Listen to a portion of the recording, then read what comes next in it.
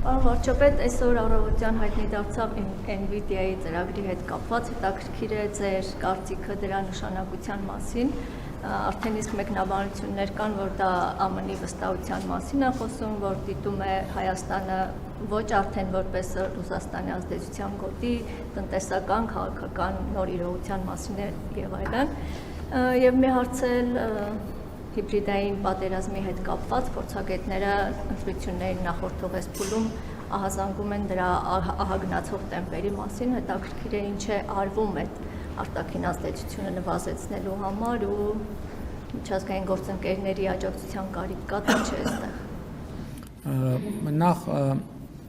Firebird ընկերության ծրագրի եւ NVIDIA-ի արտանման լիցենզիայի մասին ես ուզում եմ շնորհակալություն հայտնել նախագահ Տրամփին, որովհետև նաև իհարկե այդ ծրագիրը իրականացվում է Վաշինգտոնում օգոստոսի 8-ին ստորագրված մտադրությունների հուշագրի տրամաբանության մեջ եւ նաև ես վերջերս առիթ ունեցա նախագահ Տրամփի հետ խոսել այդ թեմայով, որպեսզի ընթացակարգերի հետ կապված որոշակի մտահոգություններ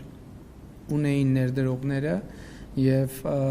ուրախ եմ եւ շնորհակալ եմ, որ Սպիտակ տունը պատշաճ եւ շատ արագ արձագանքեց եւ այդ ծրագիրը արդեն ըստ էության վստահաբար ներդրումային ծրագիրը կյանքի կկոչվի։ Ինչ վերաբերում է հիբրիդային եւ շնորհավորում եմ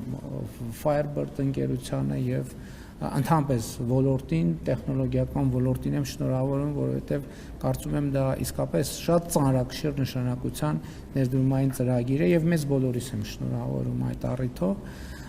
եւ ինչ վերաբերում է հիբրիդային պատերազմի դրսեւորումներին, դե կտեսեք հազար ներողություն,